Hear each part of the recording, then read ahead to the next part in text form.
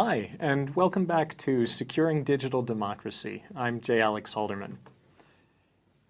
In the last lecture, we went through some of the evolution of voting technologies from the beginning of democracy in the United States all the way into the 20th century.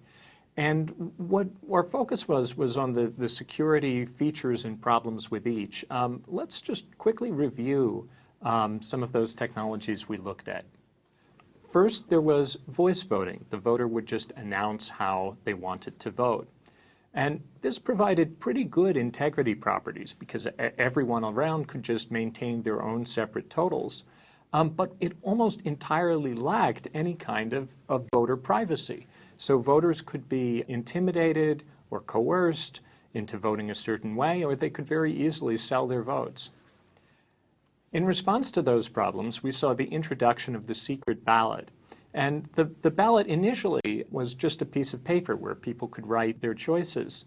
This provided some amount of privacy, but it was still fairly weak in terms of overall ballot secrecy because parties learned they could just introduce colored paper ballots and easily see how a voter would vote. It also had integrity properties because there were ways to stuff the ballot box. There were ways to just, if you had dishonest counters, to announce whatever results you wanted. After that came the Australian secret ballot, this idea that the state would print up ballot papers for everybody to fill out that would all look almost identical, and voters would get to vote from the privacy of a ballot booth. This was another step forward in terms of the secret ballot, in terms of protecting voters' privacy from coercion and intimidation. But there were still concerns that if the people counting the votes were dishonest, the election results would have no integrity. After that, inventors devised new technology for the polling place. Machines like this, lever voting machines. These machines rolled up a total on a set of gears and counters, providing what people at the time thought to be an impartial record of the vote. Unfortunately, these machines could break or they could be sabotaged in ways that would add votes or subtract votes from a particular candidate. So they also were not a perfect solution to the problem of voting. Finally, we saw the introduction of punched cards, the mid-20th century new technology. And punched cards, once again, seemed like an improvement on the idea of a paper ballot. But they turned out to have some disastrous usability problems that were most famously noted in the 2000 presidential election in Florida. So we can see that every era seems to introduce its own new voting technology that's promised to be the solution to the previous problems. But in every case also we see new problems being introduced. Before we move on to the latest kinds of voting machines, I'd like to step back a little bit and think about the different kinds of fraud that these technologies have to be designed to fight against. One kind of fraud is the retail attack. This is an attack on individual voters or their ballots.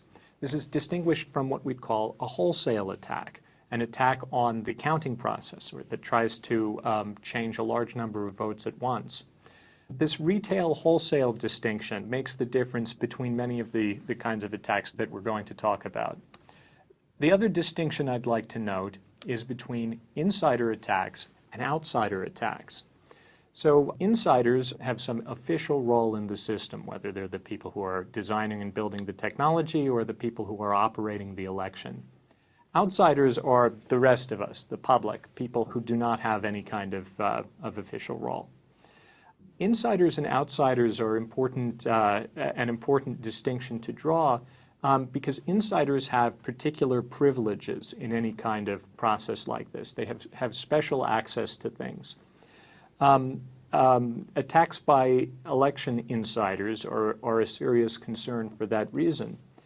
Now, while, again, I think that most election officials are absolutely honest and upright, but the threat remains that some dishonest election officials might abuse their power, and that's what an insider attack consists of. So if we think about different kinds of attacks we might face on these two axes, retail, wholesale, outsider, insider, we can place some of the problems we've already seen into these categories. For instance, the chain voting scenario that we saw in the previous lecture, this is a kind of retail attack trying to change individual votes, and it's conducted by outsiders.